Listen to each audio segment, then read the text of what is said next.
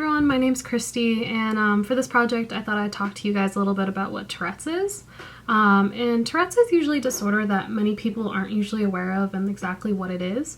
Most people usually hear about it through pop culture or just kind of word of mouth and know of it, but they don't exactly know what it is and what it's like to live with the disorder.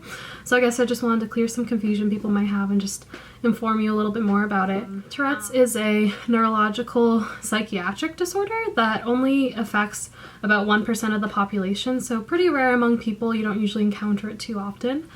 And this condition usually occurs in an onset at a younger age during childhood, usually between the ages of 5 and 7. So it's really rare for someone to develop it later in life. And the major symptom that people deal with when they have Tourette's is tics. And this is kind of a larger statement because a lot of different things fall under this category. But usually tics are categorized as uncontrollable compulsive spasms that can occur in one or more muscle groups. And there are two different types of tics that people who have Tourette's can deal with. That's motor tics and vocal tics.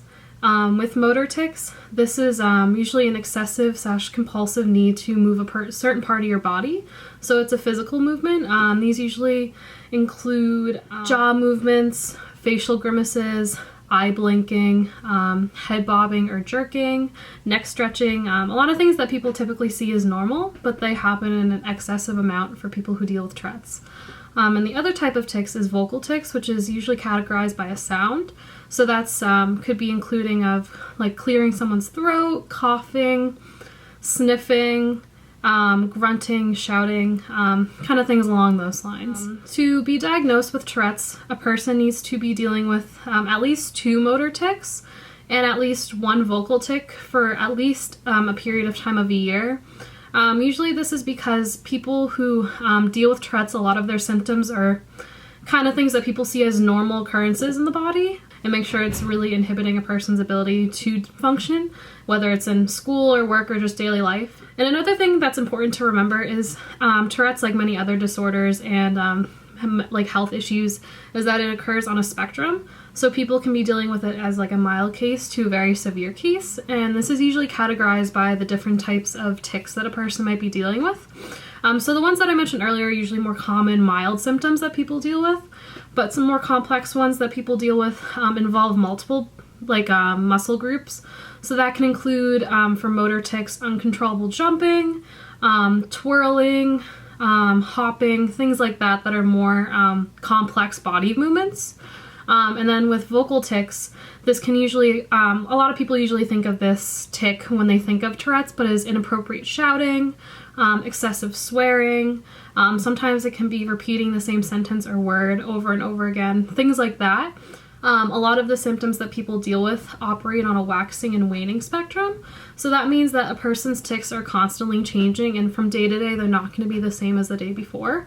So it's kind of hard to predict what a person's going to be dealing with day to day. But what's interesting is some tics that people are dealing with can go dormant or be suppressed for a temporary amount of time, but then can come back at a certain time and occur in a higher frequency. And it's kind of hard to pinpoint exactly why this occurs, but a lot of other factors can come into play. And I guess just a little bit more of a personal backstory. The reason why I thought I'd talk about it is because my brother, my grandmother, and my cousin actually all have this disorder as well. So I'm very familiar. But on the spectrum of mild to severe, I guess my brother kind of falls in between more mild and severe, kind of a more in the middle, because it's not to the point that he's excessively jumping up and down, but it's a little bit more than just the usual eye blinking and smaller things like that.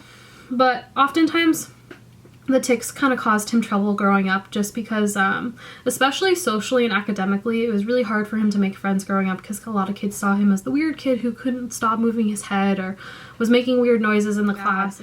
The anxiety would cause him to have more tics because of it.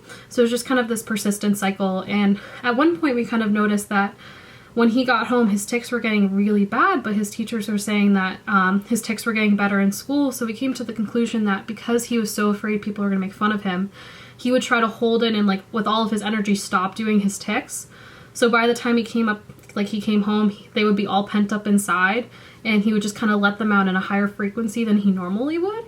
So it's really an interesting thing to see that it really only happens during a small part of childhood, and as you grow up, you kind of grow out of the disorder. Another other thing I just want to touch on really quick before I ended my video is just a lot of people typically know about this disorder due to the stigma and misconception of the disorder. And there's a lot of false representations in media because of it.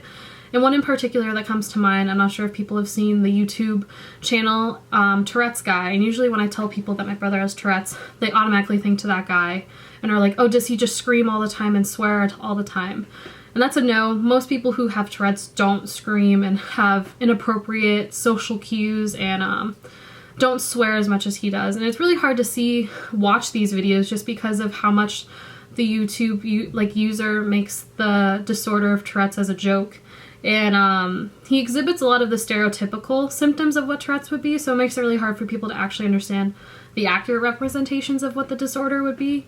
So this just kind of creates a harsh environment and around the disorder. It makes it really difficult for people to feel comfortable and feel accepted about the disorder. So I guess just a takeaway from this message, just a little update of what Tourette's actually is and the specifics of it, and just to look out for it if you happen to encounter someone in life that has Tourette's, to be a little bit more understanding and just accepting of it.